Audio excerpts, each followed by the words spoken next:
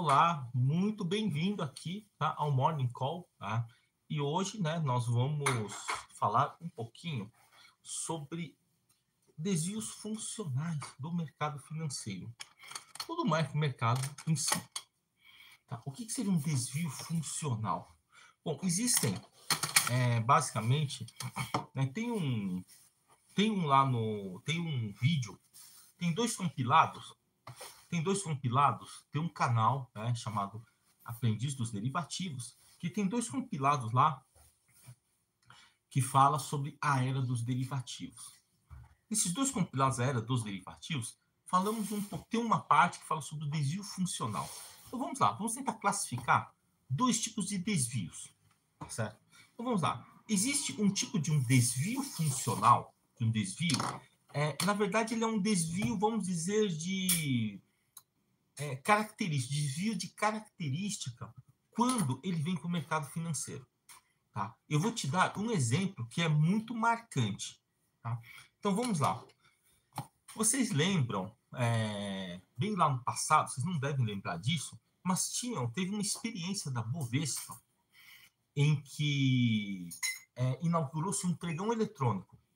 E nesse pregão eletrônico não colocaram a Telebrás, não colocaram a Petrobras, na época, Paranapanema e também o Inepar, né, que eram as ações, e Vale, que eram as ações mais negociadas.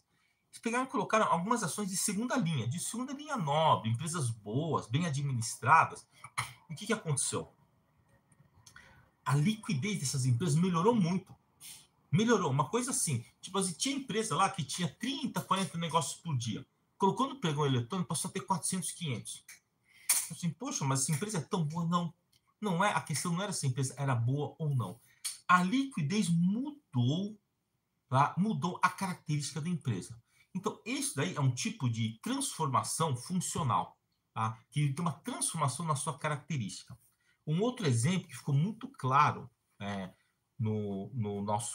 aqui no nosso mercado foi coisa recente. Vocês lembram, no começo, bem lá no comecinho, tá certo? Bem lá no comecinho, né, dos fundos imobiliários, o que aconteceu bem lá no comecinho dos fundos imobiliários, né? Bem lá no comecinho dos fundos imobiliários, ninguém sabe o que aconteceu lá com os fundos imobiliários. Aí lançaram aquele fundo imobiliário, dois fundos imobiliários que foram ícones, né? No seu período, que eram o quê? Dois fundos, que eram o Euro 11 e o Shopping Pátio Higienópolis. Tá? Então, são os dois primeiros fundos imobiliários. E o que começou a ocorrer foi uma coisa impressionante. Quando nós pensamos no imóvel, o que nós pensamos? Estabilidade, baixa volatilidade, né? E vamos dizer, uma rentabilidade boa ao longo do tempo. Só que quando lançaram o Shopping Pátio Higienópolis, o que aconteceu depois que lançaram ele? Começou a perceber que ele começou a ter volatilidade. Volatilidade de você pegar essa amplitude entre a mínima e a máxima, chegava a 4% num dia. Coisa que era até maior do que muitas ações. A amplitude é muito maior do que muitas ações. Você pega, por exemplo, a Rail, por exemplo, que é uma empresa aí, vamos dizer, média. Cara, a amplitude dela ao longo do dia, quanto que é? 60 centavos. É 3%. É menos do que era o Shopping Pátio Higienópolis lá no começo.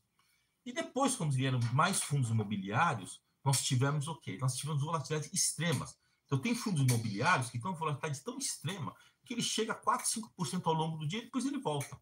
Fundos muito grandes, como o HGLG, não sofrem isso. Tá? Mas, por exemplo, o BRCR, ele já é bem mais volátil.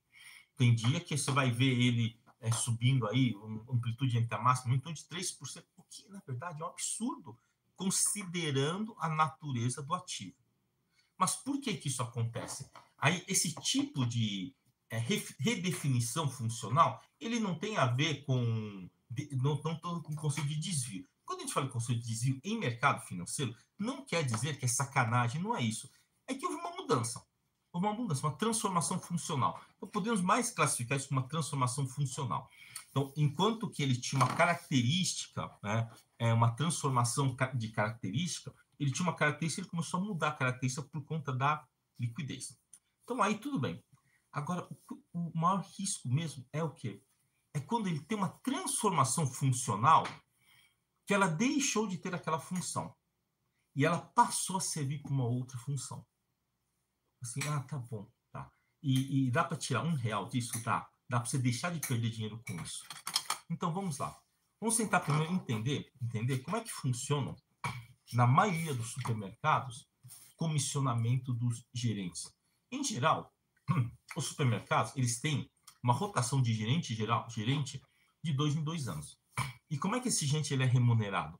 Parte do seu faturamento, do seu lucro, parte do lucro. Mas como que é contabilizado o lucro de um supermercado? Bom, é razoavelmente simples, não é tão difícil assim. Entretanto, ocorre o seguinte: qual que é o maior medo do supermercado? Não é vender com prejuízo, é o encalhe. É o encalhe. Encalhou. Então, o que acontece de 2 em 2 anos? Você pode perceber que nas grandes redes de supermercados, de tempos em tempos, tem lá uma promoção imbatível. Imbatível. Eu lembro uma vez que eu fui lá num supermercado aí desses que já saiu aqui do Brasil, né? E tinha lá uma promoção de roupa de bebê por R$ 5. Cara, qualquer roupa de bebê na época era 18, 20. E tinha uns bolezinhos de bebê por R$ 5. Né? Aí eu fico pensando, poxa, como é que ela vende a isso? Pô, no atacado tá 11, 12, como é que o cara vende a R$ 5? A explicação é uma explicação bem lógica. Vamos lá. Então, nesse mandato de 2 anos, ele tem que ver o quanto que esse gerente ganhou ou perdeu. O bônus dele vai estar em função disso, nesses 2 anos. Só que existe uma regra dentro de alguns supermercados, dentro de algumas redes. É o seguinte: qualquer produto que esteja 1 ano mais um dia, ele é contabilizado com valor de venda zero. Por que eles fazem isso? Bom, para não ter aquele problema, né, de ter, por exemplo, o cara vai lá, compra lá um monte de estoque lá, precifica o estoque diferente, né, faz um diferimento contábil diferente lá dentro e tem sacanagem lá dentro da contabilização. Então, mais ou menos, a maioria dos supermercados tem essa regra aqui. Então, quer dizer que se o cara foi lá, comprou besteira, comprei aqui, por exemplo, bom, esses dias aí eu vi lá no supermercado, né, não é o caso aí, cara, tinha uma pitaia vendendo a R$ 149 o quilo. Tá? Você imagina, pitaia R$ 149 o quilo. Então é um negócio pesado. É basicamente água, 97% de água. Bom, se fosse pesar uma pitaia, era uma pitaia amarela, mais ou menos assim, cara. Simplesmente uma pitaia custava uns R$ 40 por pitaia. 40, R$ 45. Aquilo não ia vender nunca. Ficou lá estragando. Tá? Agora, isso daí estragou, acabou, morreu o problema, lança como perda, se lascou. Mas, e se fosse, por exemplo, um não perecível? Então, imagina uma coisa que não fosse perecível e tá lá, roupa, por exemplo. Tem seção de roupa. E aí, depois de um tempo, esse cara tá chegando no final do mandato dele e tem muito produto dele que tá mais do que um ano e um dia lá. O que acontece com esse gerente? Tudo aquilo, o estoque dele morreu, vai virar pó. Então é melhor ele vender por qualquer coisa do que não vender. Porque se ele não vender, na contabilização do bônus dele, aquilo vale zero. Então, o que ele conseguir vender, ele vai ter um ganho proporcional àquilo, ou ele deixa de perder. Tá certo? Aí você fala assim, pô, mas isso é desvantajoso para o supermercado. Para o supermercado é. Mas para o cara que está cuidando do negócio, lá para o gerente, não é um mau negócio. Assim, pô, mas ele tem que pensar no dono do mercado, não pode vender ele a qualquer preço, ele vende. E sabe o que acontece quando um gerente ele pega um supermercado novo e tem um monte de estoque velho que está cotizado a zero, ele vende a qualquer preço. Porque a qualquer preço que vender é lucro para ele, é lucro na contabilização do bônus. Então assim, pô, mas aí tem uma coisa errada aqui. Quer dizer, que tem a parte que é do dono e tem a parte, né, que é o quê? Vamos dizer, do gerente. Do gerente, né, vamos chamar de CEO, tá? Do CEO daquele supermercado. Então, existe uma diferença entre o comportamento do CEO e do dono. Nem sempre o CEO vai fazer o que é o melhor para o dono do dinheiro. Aí é que tá. Você fala assim, mas por que ele queima? Porque nessa regra ele ganha mais. Então, quando você tem regras diferentes para pessoas diferentes, regras diferentes, você tem regras de uma pessoa que não é dono do negócio, o que ele faz? Ele só luta para seguir a regra. Porque se ele seguir a regra, Então, os supermercados, que de modo geral deveriam dar lucro, olha, supermercado, tá? Não, eu estou falando como leigo, não estou falando como leigo, estou falando como um cara que trabalha no pacote do supermercado, tá? Fui pacoteiro de supermercado, depois eu fui promovido a repositor, depois eu pedi um rebaixamento de posto para pacoteiro, porque eu ganhava mais, eu fazia umas entregas, né? Ganhava uma caixinha lá, né? Mas o tempo que eu fiquei como repositor foram só 3 meses, aí a gente tem que falar com o gerente, né, com o gerente de compras para poder compor o preço do produto. Tá? Então, cara, aquilo, olhando, devia ser uma máquina de fazer dinheiro. Devia. Sabe por quê? Devia ser uma máquina de fazer dinheiro? Porque você coloca um produto, coloca lá 30%, né? Tem produtos, os bons produtos, o que aconteceu com os bons produtos? Cara, os bons produtos, eu lembro, eu tinha um óleo chamado óleo Mindol. Eu lembro muito bem. Era um óleo de amendoim. Era um óleo diferenciado, tem um gostinho diferente. Tá? Eu lembro que a rotatividade era muito grande. Tinha lá uma prateleira lá de óleo, então tinham lá vários óleos. Tinham vários óleos. Então tinha lá vários óleos, e tinha esse Mindol aí. Tinha outros óleos também, muito bons. Óleo Lisa, por exemplo. O óleo Lisa também rodava muito rápido. O óleo Mindol rodava muito rápido porque ele era diferenciado. Não sei se era por causa do bairro. Eu lembro que na prateleira colocava lá, por exemplo, umas 4 caixas de óleo Lisa, né? Cada caixa tinha 12 óleos na época, né? Eram aquele óleo, era aquele redondo lá, né? Aquela embalagem redonda de 900 ml. Rodava muito rápido e muitas vezes, né? No caso do óleo Mindol, eu tinha que repor 2 vezes no dia. Então a gente estava pensando assim, então se eu vou pensar assim, olha, só esse óleo aqui, eles colocavam de 17% no óleo, girava muito rápido. E tinha alguns produtos que giravam muito rápido mesmo. Né? Você tinha que repor 3, 4 vezes ao dia. Tá? Um exemplo, né? O leite ninho, por exemplo, tinha que repor toda hora. Tinha que repor toda hora. Você enchia na prateleira no supermercado, passava lá de manhã, à tarde já tinha que colocar. Se eu pensar assim, poxa, então peraí, então você está me falando aí de óleo Lisa, óleo Mindol, eu não sei se existe essa fábrica ainda. Tinha outro óleo que também vendia muito, óleo Ceres. Tinha lá o Nescau, vendia muito. Chocolate surpresa. Nossa, chocolate surpresa não vencia de colocar, né? Isso é uma verdadeira fábrica de fazer dinheiro. Aí tem o seguinte. Só que lá na prateleira de chocolate não tinha só chocolate surpresa. Tinha um monte de chocolates, tá certo? Que eram muito bons, mas que não vendiam. Tinha chocolate que vencia aqui. Tinha chocolate que vencia, tá? Mesmo sendo um chocolate bom, mas o chocolate surpresa vendia pra caramba. O outro que vendia muito era a barra de 200 gramas da Garoto.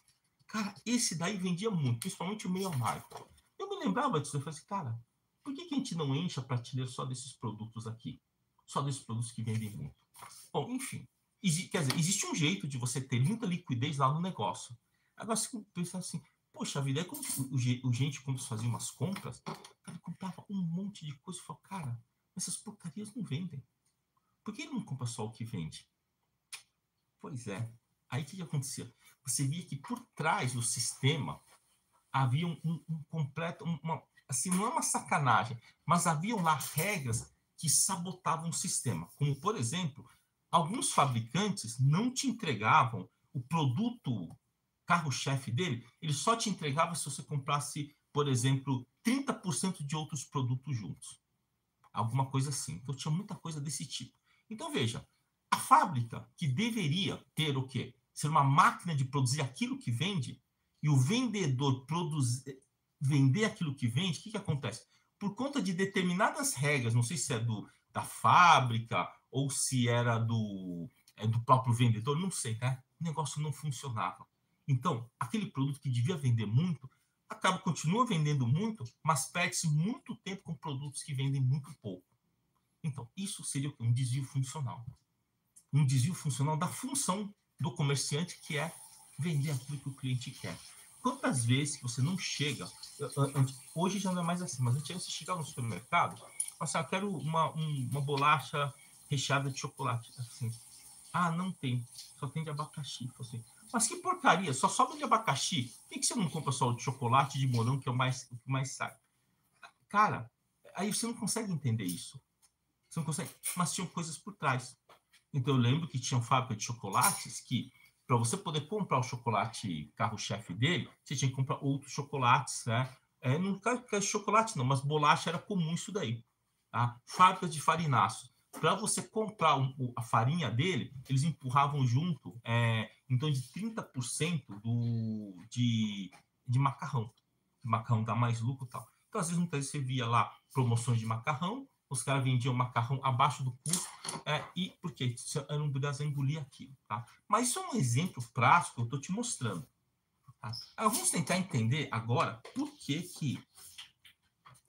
Bom, mas antes de entender por que que empresas que não dão lucro continuam na Bolsa, tá? Eu vou falar sobre uma lição que eu aprendi com um cliente. Trabalhava na Alpes na época, e tinha um cliente que ele fazia 2 operações por mês. Só 2 operações por mês. E um dia ele foi lá tomar um café. Falei assim, eu vim aqui agradecer aqui o Sul, porque, o cara me ajudou a ganhar muita grana. Pensando assim, cara, será? Eu não lembro de ter dado grandes dicas, né? Eu fazia 2 operações e tal, né? Mas eu nunca tinha visto esse cara aí. Nunca lembrei de ter visto esse cara. Aí ele chegou e falou o seguinte, falou assim, aí eu falei assim, cara, deixa eu dar uma olhada na custódia desse cidadão aqui. Pô, realmente, né? O cara só acertava. Ele operava 2 dias só por semana e acertava sempre. E o cara não tinha uma ação na carteira, só tinha CDB de bancos grandes, Caixa Econômica, Santander, Bradesco, Itaú, só tinha CDB, né? Aí ele foi lá, foi bater um papo lá, foi tomar um café, e girava corretagem pra caramba, deixava lá assim por mês, em torno de uns 15 a 30 mil de corretagem, em 2 operações gigantes sempre. Ele foi lá, né? E tudo bom, tal, né? E tipo, você vai lá, né? Faz a gente não consegue ver o que os clientes estão fazendo, né? E aí ele começou a falar assim, cara, não chama de professor. Su, tem que te agradecer, cara, você me ajudou a ganhar muita grana com o negócio e tal, né? Eu tô ganhando uma grana na bolsa, uns 2 anos que eu tô ganhando grana. Eu falei, que legal, tal, né? Mas instrua-me, mestre, me conte o segredo. Ele falou, não, olha, é o seguinte, na verdade, você que gera isso. Eu falei, mas como assim, né? Eu pensei, eu não tenho que ensinar nada para esse cara, né? É a primeira vez que eu tô vendo ele. O que ele tinha percebido? Ele falou o seguinte, que como a gente usava o robô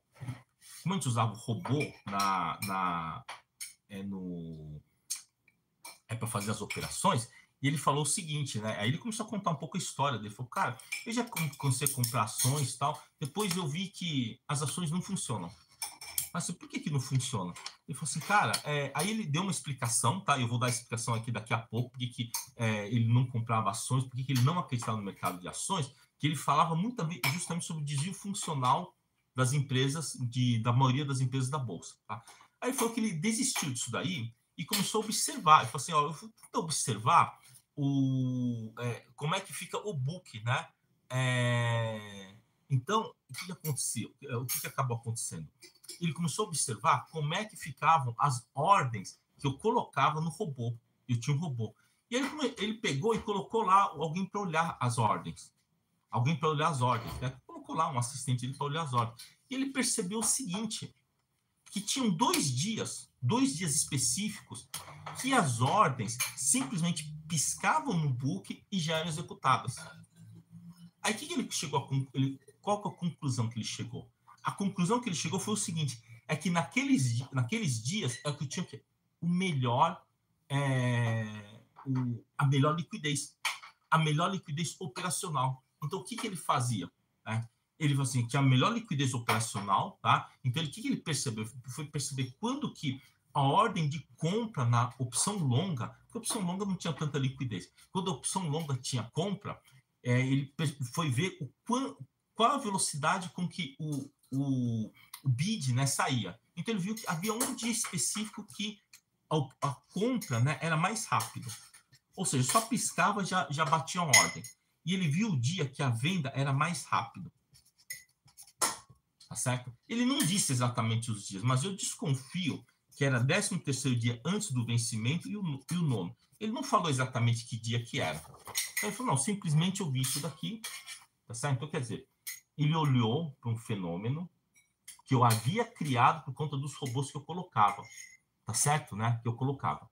Então, depois desse fenômeno, tá? Depois desse fenômeno, o que ele fez? Ele simplesmente, as operações que nós montávamos de hedge assimétrico, ele montava nesse dia, porque a longa estava com mais liquidez, e aqui que a longa tinha liquidez de venda e ele saía nesse dia. Mas ele montava um lote gigante, ele não tinha acesso a robô. Ele ia no banco montar um lote gigante. Então, ele entrava nesse dia e saía nesse dia.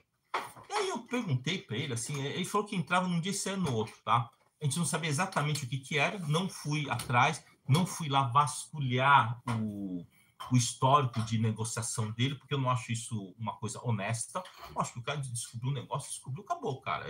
É dele o negócio, não tem que ficar indo atrás disso daí. Aliás, eu acho uma idiotice as pessoas, né, quando vêm aqui, pedir uma coisa para mim, do tipo, eu tenho aqui as ordens que o cara deu, tem como você ver o que ele está fazendo? Eu falo, para com isso. Vai lá, tem muito jeito de ganhar dinheiro. Então, o que aconteceu com esse cidadão aqui? Ele descobriu, ele dentro, né, do mercado, ele descobriu algo para ganhar dinheiro através de, de uma criação de um trade, que é o natural do mercado, que é natural, né, que eu estava operando aquilo, ele conseguiu ganhar dinheiro com isso daí. Depois, batendo mais um papo, o cara foi lá outras vezes. E ele falou dessa questão do desvio de funcionalidade. Olha só o raciocínio dele. Falou, não, depois que eu comecei a estudar um pouquinho mais a fundo as empresas, eu não coloco mais dinheiro na bolsa. Ele falou, porque tem um desvio de funcionalidade muito grande das empresas. Eu falei, como assim, né? Então, aquilo que eu falei do supermercado, você já vê onde começa a ter brecha, onde começa a ter prejuízo. Então, o que acontece, por exemplo, nas grandes redes varejistas? Acontece isso. O cara tem lá um estoque, ele queima a qualquer preço. Porque para ele, para o cômputo do bônus dele, é custo zero. Tá. Agora vamos tentar entender por que empresas, né? Então, recentemente está sendo anunciado o quê? Uma fusão de grandes empresas, tal, né? Cara, olha, me fala uma coisa. Primeiro, qual que é a função daquelas plataforma de payoff? Qual que é a função? Sabe aquelas plataformas que saem para aqueles desenhos bonitinhos? Para que serve aquilo lá, gente? Para que serve aquilo lá? Aquilo serve para você ver se a sua empresa, se sua estratégia está certa ou está errada. Bom, aí já tem um desvio violento. Primeiro, as pessoas não pegam uma estratégia que dá certo e vai colocar lá na plataforma de payoff. Ele usa a plataforma de payoff, fica lá mexendo nos lotes para ver qual que dá o desenho mais bonito. E os produtores, a maioria dos produtores de plataforma perceberam isso. Então, o que eles fazem? Mostram um desenho bonito para você. Então, qual que é a função da plataforma de payoff? Então, qual que é a função dele? A função dele é vender assinatura. Então, vamos lá. Para que é a plataforma de payoff? Não é para fazer ensaio. A função dele é vender assinatura. Tá certo? Vamos lá. Outra coisa. Preço-alvo. Por que as empresas, né? Por que os bancos, as research falam sobre preço-alvo? Pô, para você poder se orientar. Não, isso daí é bobagem, isso daí é bobagem.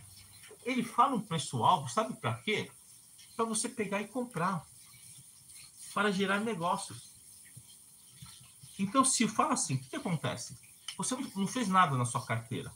Se eu falar que o preço-alvo, eu falo, olha, preço-alvo da Petro é 50. Existe uma boa chance de ir lá e comprar o papel abaixo de 50. Eu falo que se eu falar que o preço-alvo da Cosan é 10 e o Cosan está 13 e pouquinho, existe uma grande chance de ir lá e vender Cosan esperando chegar no preço-alvo, não é isso? Então, quando alguém anuncia o preço-alvo, qual que é a função dele? É fazer você fazer negócios, tá certo? Recentemente, uma grande research aí não para de falar, sabe do quê? De fiado. Qual que é a função desse cara que está falando tanto de fiado? Para que você compre. É para gerar negócios. Não é isso? Então, essa é a funcionalidade dele. O preço-alvo não é para você te orientar, é para poder gerar negócios. Tá certo? Por que é o payoff? É para você fazer isso? Não, é para vender assinatura de plataforma. Tá? Por que o cara fala tanto de fiado? É para gerar negócio. Entendeu qual é a funcionalidade? Então você vai lá, poxa, aquele influenciador está falando muito sobre isso daqui, para quê? Para gerar negócio, porque a corretora dele precisa gerar negócio. Por que a Bolsa faz muita propaganda de Por 5 milhões de pessoas já estão na Bolsa. Para quê? Para chamar mais gente para a Bolsa. Essa funcionalidade. Agora, das empresas é perverso. Por que uma empresa que dá prejuízo continua lá na Bolsa? Então, vamos tentar entender o seguinte. Quem é essa empresa? É dos acionistas. Uhum. Você pensa que é dos acionistas.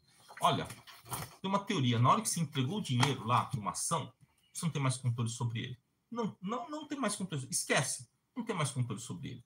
Tá bom? Você não tem mais controle sobre ele. Então, vamos lá. Então, vamos pensar o seguinte. Tem um colega meu que trabalhava na área de logística de uma dessas empresas que estão praticamente quebradas na Bolsa. Ele tinha um contrato de 120 mil por mês de salário, ainda tinha mais um bônus de 2 milhões e pouco cada 3 anos, cada 2 anos, alguma coisa assim. É um salário absurdo. Absurdo. Ele veio conversar comigo, falou que ele estava preocupado porque a empresa estava indo mal, né? Eu falei, então, acho que eles vão me mandar embora. Eu falei, vão te pagar o bônus? Vão. Eu falei, então, você não devia se preocupar. Você já sabe que o que você produz não faz sentido, essa empresa está quebrada.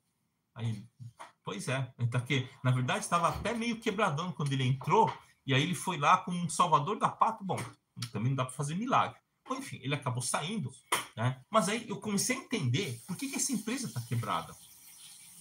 Porque ele está sempre em apuros e sempre tenta contratar um figurão do mercado para tentar resolver. Não, porque agora esse cara vai assumir. A operação é deficitária. Olha só, cheguei esses dias, né? Faz muito tempo, tá? Cheguei lá e fui comprar um celular. Estava 999. Levei em dinheiro. Tá certo? Levei em dinheiro para comprar. O cara ficou tentando me vender. É uma dessas empresas que estão aí já caindo 97% na bolsa, tá bom? Tá? Eu levei em dinheiro. Aí o cara, ele falou que não... perguntou se eu não queria aquela garantia estendida. Eu falei que não. Aí o que ele fez? Ficou lá 20 minutos tentando 25 minutos tentando me convencer. Eu disse que não. Eu falei, cara, só para levar o celular, por favor, né? Abre a nota aí, tá? Deixa eu pagar. Pronto, ele foi lá, deixou esperando uns 10 minutos. Depois veio o gerente dele tentar me convencer. Eu falei, aí eu peguei, levantei e falei, gente, olha, não vou mais levar o celular. Eu peguei o dinheiro, fiz até meio que um barraquinho lá na loja. Olha, eu tô com dinheiro aqui para comprar esse celular, ele não está me deixando levar o celular, quer me empurrar isso. Vocês, clientes, potenciais, vocês estão de prova disso, tá bom? Peguei, saí, atravessei a rua, fui comprar lá na Renner, estava R$100 mais barato. E o cara não tentou me empurrar o seguro. Então vamos lá. Mas assim, olha, então o cara ficou lá 1 hora. Quanto custa 1 hora de aluguel de loja de gerente? É uma fortuna. O que ele ganharia no celular era até menos do que o que ele gastou de infraestrutura, de custo. Mas por que essa empresa continua assim? Então vamos tentar entender. Por que você deveria parar de ter esperança nesse tipo de empresa que é uma porcaria? Tá? Que é uma porcaria. Olha só. Quem é que está lá no comando? É o CEO, não é? Então a empresa vinha mal. Então o que eles fazem? Contratam um CEO, um nome, que o cara também não tem culpa, né? Aí ele vai lá e vai tentar ver a empresa, porque a empresa está toda destruída. Só que esse CEO, ele chega lá, vai lá ganhar, por exemplo, aqui, né? No meu caso, o meu amigo lá ganhava 120 mil. Mas tem CEO lá que entra numa empresa e ganha 300 mil, por exemplo. Tá certo? E um bônus garantido no primeiro ano de 1,5 milhão, por exemplo. Tá? E esse contrato aqui é de 2 anos, tá? Com uma possibilidade de renovação caso tenha resultado. Gente, você que é formado em administração, tem MBA, pós-graduação, tem emprego bom assim? Porque se tiver, por favor, me oriente. Estou procurando um. Tá? Aí o cara está ganhando isso daqui. Tá certo? Está ganhando isso daqui. Você acha que esse cidadão que está ganhando isso daqui, que ele é o CEO da empresa, ele está muito preocupado se a empresa dá lucro ou não? Não, mas se não der lucro, muitas vezes ele já sabe que aquilo não vai virar. Que aquilo não vai virar. E o que o cara acaba fazendo? Bom, eu vou fazer o seguinte, eu vou continuar mantendo esse negócio, porque aí vai mantendo meu fluxo de caixa. Pô, uma empresa está quebrada, cara. Ué, mas isso é um problema da empresa. Eu sou só empregado. Pois é. Isso, muitas vezes, o que é? É uma coisa assim, mas pior não é isso. Pior é quando o próprio dono faz isso. Quando o próprio dono faz isso. O cara tem uma empresa, tá certo? Que ele não consegue nem tirar pró-labore porque não tem lucro, vai lá dar uma maquiada lá nos negócios e faz um IPO. Aí ele se coloca, geralmente faz um IPO, ele continua como CEO, não é? Aí tira lá um salário de 500 mil, por exemplo, né? E aí você, pô, mas a empresa está dando prejuízo, como é que tá tirando um salário de 500 mil? Eu falo, cara, é o CEO, ele pode determinar o salário dele, ué. Tá certo? E aí, aí quando questionado, até teve um tempo aí, uma dessas empresas que fez IPO, que é um conhecido meu, o cara estava tirando lá da empresa coisa em torno de, acho que 600 mil por mês. Eu falei, poxa, mas quanto você tirava de Prolabore antes do IPO? Eu falei assim, eu não conseguia tirar grana porque não dava lucro. Então, olha só, hein? Olha que negociação pro cara, né? Essa ação aqui já caiu 96%. O cara fez o IPO, tá certo? Não sei se essa foi a intenção. Eu acho que ele tinha uma excelente intenção. Depois que fez o IPO, essa empresa vai crescer, o negócio vai dar lucro. Mas ele nunca tinha tirado lucro da empresa. Aí ele conseguiu fazer lá uns negócios lá, que acho que teve um ano só que teve lucro, que foi pouco, e lançou as ações na bolsa, e enfim, tá? Então, esse é o grande desvio funcional que ocorre muitas vezes em empresas da bolsa, em que o negócio não está mais em produzir riqueza, gerar emprego. O negócio está em manter o emprego dele para poder ter aquele fluxo de caixa para ele. A empresa, sei lá o que vai acontecer com a empresa. Infelizmente, isso existe, e bastante cuidado, tá? Agora, pegue aqui o exemplo do cidadão que conseguiu descobrir o momento do mercado para entrar e para sair. Esse ficou bem. Tá? Então eu tenho realmente, por isso que eu não compro ações, gente. Eu não compro ações por causa disso. Não sei se aquilo funcionalmente vai valer alguma coisa, se a pessoa que está lá com o seu dinheiro está fazendo alguma coisa em prol dele, ou se ele só está preocupado lá em manter o salário dele, o fluxo dele. Tá? Por isso que eu também não contrato plataforma de payoff, não assino relatório de research, tá? Não fico seguindo pessoas que só ficam batendo muito na tecla em cima de um produto que eles vendem. Tá? Enfim, tá? Toma bastante cuidado aí. Valeu, gente? Tá? Cuidado aí que o mercado está cheio de armadilhas. Tá certo? O mercado está cheio de armadilhas. Tá? Deixa eu ver aqui os comentários aqui. Deixa eu ver aqui. Bom dia, gente. Tá? Felipe pergunta assim, mestre, bom dia. Na Interactive Brokers, alocamos nos testes americanos para operar a margem, qual seria o overnight? Olha, o overnight, né, seria o Treasury, tá? O Treasury americano. Só que assim, se você vai mandar um valor pequeno, cara, primeiro se preocupa em fazer aquelas operações altamente power, tá bom? Não vai fazer muita diferença isso, porque lá atrás vai te pagar uns 4%, 5%. Então, embora seja um valor significativo, é uma conta de teste. Mas quando o negócio crescer, você teria que ir para o Treasury mesmo, tá bom, gente? Então, é isso aí, tá? Boa sorte aí para os que estão na bolsa, tá? Mas eu ainda vou nos derivativos, tá? Os derivativos, você dominar o ciclo deles, hedge assimétrico e broken wings, tá? Você vai se dar bem. Valeu, gente, tá? E lá no Interactive Brokers, as operações de lá, vamos lá falar muito sobre... vamos falar muito, sabe sobre o quê? Sobre as carnes de butterfly. Valeu? Um abraço aí para todos.